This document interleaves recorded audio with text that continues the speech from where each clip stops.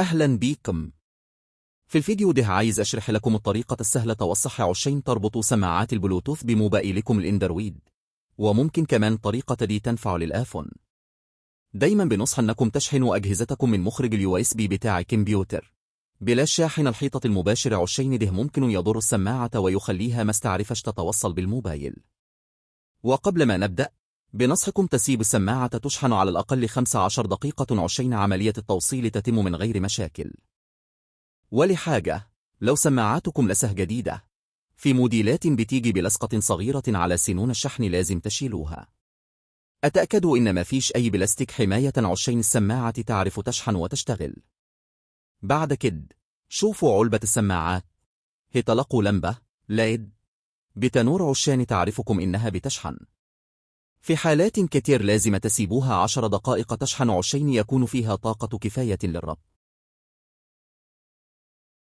ثانياً، تأكد من تفعيل البلوتوث على هاتفك. عادة ما تتصل سماعات الأذن بطريقتين. الأولى هي فتح علبة السماعات وإخراج سماعة واحدة على الأقل. سيضيء مؤشر LED مما يدل على وجود شحن في البطارية. ثم ابحث عن قائمة البلوتوث في هاتفك، وبمجرد ظهور اسم السماعة انقر على اتصال.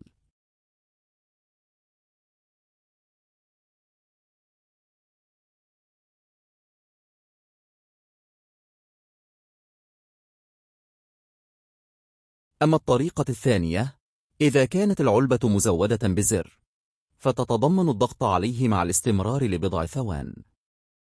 وكما هو الحال مع سماعات سوني هذه، انتظروا حتى يتحول الضوء إلى اللون الأزرق ويومض. بمجرد حدوث ذلك، ستظهر السماعات فورا في قائمة البلوتوث، وفي بعض الطرازات قد تتصل تلقائيا.